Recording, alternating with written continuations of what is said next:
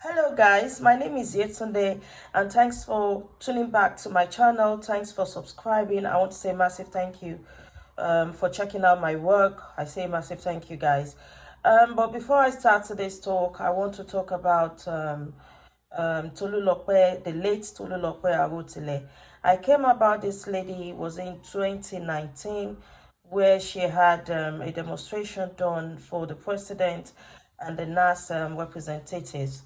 But only to our shock, she died yesterday of a minor brain injury.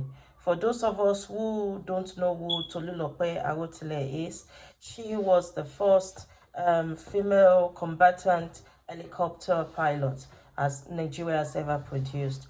It's a massive loss to us as Nigerians and also to the parents. And I pray that the God Almighty will grant our parents the fortitude to bear the loss. This should not happen to anyone. May our soul rest in perfect peace. And I also hope that the federal government will investigate what actually happened.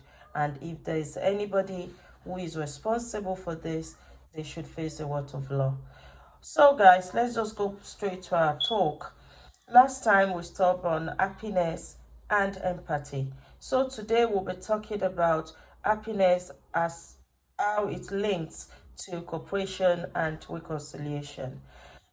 What these researchers have done from the Greater Good Science Center, Berkeley University, California, is that they've combined the works of different researchers on this subject matter. And they've also, segregated this into three, which is the science of apology, science of forgiveness, and also truth. But today we'll stick ourselves to cooperation, as I've rightly said at the start of the video.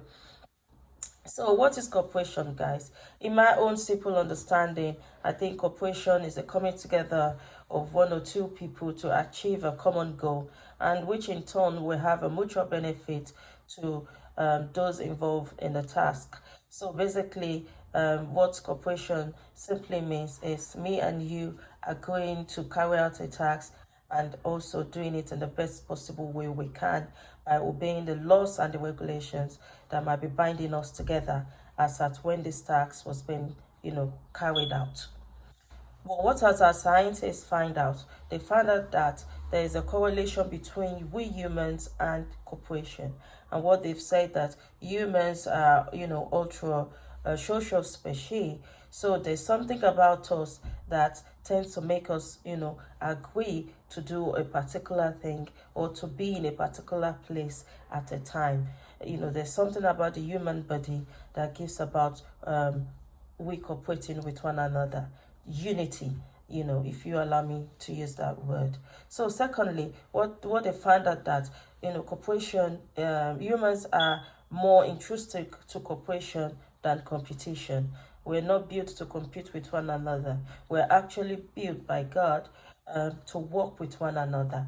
And it says that cooperation do not require any form of cultural transmission. What that implies is different group of people of different race, racial background can come together and agree to actually carry out the task.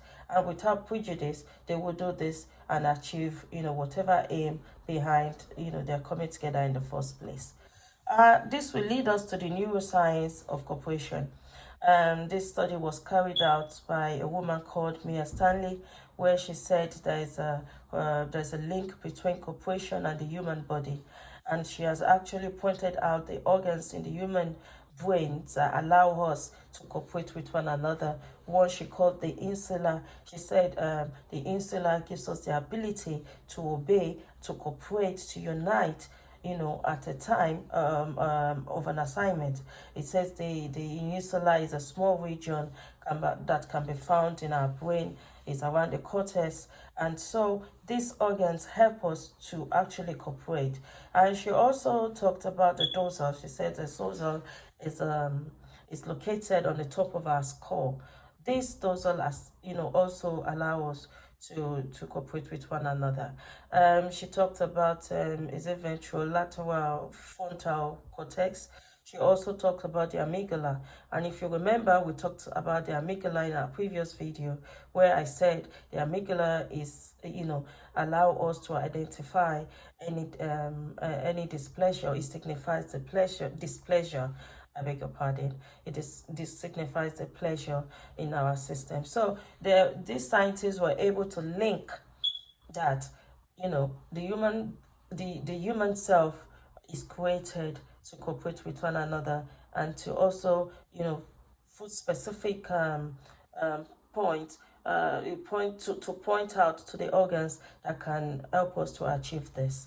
So, guys, we all know that, in a place where there's no cooperation, there is misunderstanding, there is stress, there is, name it, there's discrepancies, which in turn will affect our happiness. So these scientists have linked that our happiness sometimes is tied to our ability to cooperate with one another at a given time. The ability for us to live in love and peace and unity, to show empathy, to show compassion is quite important in our pursuit of happiness. This will lead me to the next segment, where they talked about the science of apology.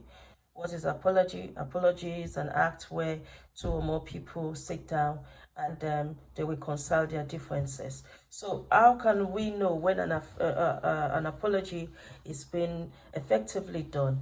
An apology is effectively done where there is a show of remorse, where you truly see that the defendant is quite sorry for whatever havoc that they might have caused the victim. And they also said that, according to these researchers, it's also pointed out that apology should involve compensation, a sort of reparation, where the defendant is liable to pay some, could be in financial terms or in kind, to the victim. And also it says that the defendant must take responsibilities for their actions. They must truly come out to say, I take responsibilities. So many are times when you tell somebody to say sorry, they just say, oh, sorry, nonchalantly, without actually taking responsibility that, yesterday, I'm sorry, I might have done this, I'm very sorry about this, and forgive me, truly, genuinely. So apology also involves that the defendant must show, I said the defendant, yes, the defendant must show some level of taking responsibility with the victim. Also, this will lead us that when for an apology to be effective, also, it means there should be reassurance that there will be no recurrence of this situation, of whatever might have happened. There should be low likelihood of that ever happening again. You should also reassure that the victim is safe. It's quite important. Where I come from in Nigeria, when they tell you they're sorry, sometimes they can be vengeful, because it takes away their ego, and they feel, oh, okay, I know what to do. I'll just tell her I'm sorry, and I'll still do what I have in mind anyway. No, that is not an apology. And that's why, for an apology to be effectively carried out, we must also reassure the victim is safe. They are safe of trouble. They are safe of any vengeful heart because you couldn't forgive yourself, or you felt sorry for stripping down to their level to say, oh, I'm sorry. There's some people that they just feel with pride. They feel with ego. And as human beings, this also will affect our happiness. So what they're trying to tell us invariably is that for an apology to be effective, the victim should be given the right to state whatever is in their mind. Let me use a spouse scenario now. In where I've come from as a Yoruba lady from Nigeria, if there is a crisis between you and your husband and the family calls you guys for some sort of reconciliation, the tradition demands that the wife says sorry to the husband, irrespective of who is at wrong. Thereby, even if the wife was right, she has no right to speak. All she would need to say to the husband is, I'm sorry for whatsoever happened. And what this culture has done is, the wife is still upset. The grievance is still there because she was not allowed to state her own side of the story. She was not allowed, to express how she feels about the situation. Most importantly, she was not allowed to ease up her mind because automatically they feel that she's the one at wrong.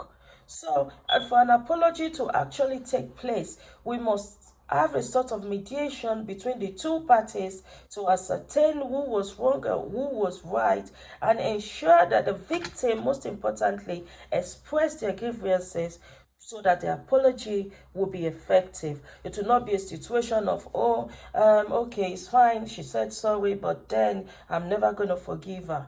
So these are ways that will ensure that an effective apology is being carried out, and also based on the findings of these great researchers.